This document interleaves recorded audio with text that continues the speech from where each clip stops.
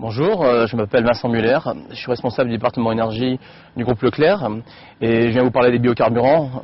Leclerc et les biocarburants, c'est une longue histoire.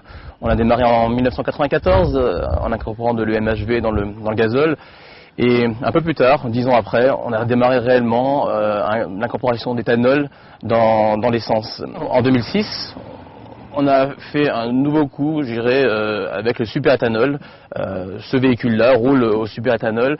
On a été les premiers à incorporer et on l'avait fait au Conseil général de la Marne, dans une pompe de la DDE pour démarrer. Plus récemment, on a mis en place le 10, donc toute cette expérience de 5, donc à 5% d'éthanol, nous a servi pour travailler le 10 depuis le 1er avril 2009. Maintenant, il faut un peu de temps aux différents points de vente pour se développer, pour faire des nettoyages de cuves, des aménagements.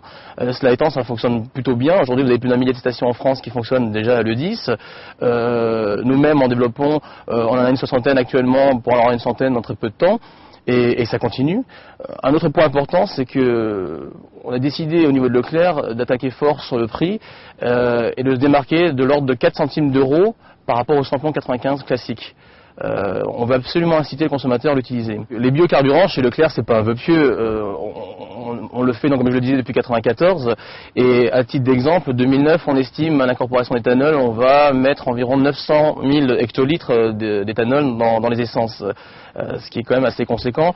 On en avait mis à peu près 600 000 l'année passée, donc on augmente fortement et on souhaite continuer. Pourquoi? Parce qu'on veut soutenir effectivement le monde agricole. On veut aussi préserver l'environnement. Je rappelle quand même que les biocarburants sont profitables en termes d'émissions de CO2.